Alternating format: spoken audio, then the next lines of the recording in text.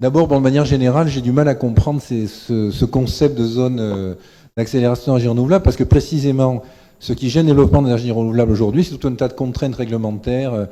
Vous avez parlé des capteurs photovoltaïques. Bon, ben, il y a plein les projets qui ne voient pas le jour, c'est à cause justement des contraintes qui sont identifiées dans le document. On dit on ne va pas les toucher. Donc bon, c'est déjà un premier problème. Après, le deuxième problème que je vois là-dedans, donc si j'ai bien compris, tout ce qui concerne la valorisation des biodéchets, des déchets verts, etc., c'est une problématique qui n'a pas été prise en compte par la métropole. Parce que je vous parlais du bois énergie, mais elle était prise en compte, mais pas avance en tout cas. La biomasse, des déchets verts, tout ça. Oui, mais l'avance, c'est le premier producteur de déchets verts par habitant de la métropole. Oui. Donc là, à mon avis, il y a un petit problème.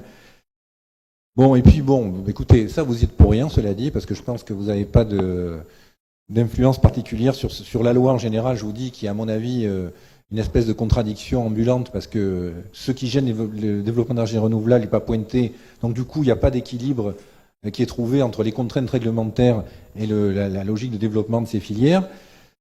Et puis après, bon, bah, l'histoire des déchets verts et de la biomasse, c'est la métropole. Donc bon, si vous pouvez effectivement faire remonter le sujet, parce que c'est quand même un vrai sujet, je le dis pour ici. Sujet, oui. Mais bon, moi la question que j'avais, c'était en fait sur les projets Vansois aujourd'hui. Parce que vous avez parlé des ombrières solaires, mais vous en êtes où de ce projet? Parce que c'était un projet qui tourne depuis un moment. Donc où on en est là de ça exactement? Alors, on en est que justement,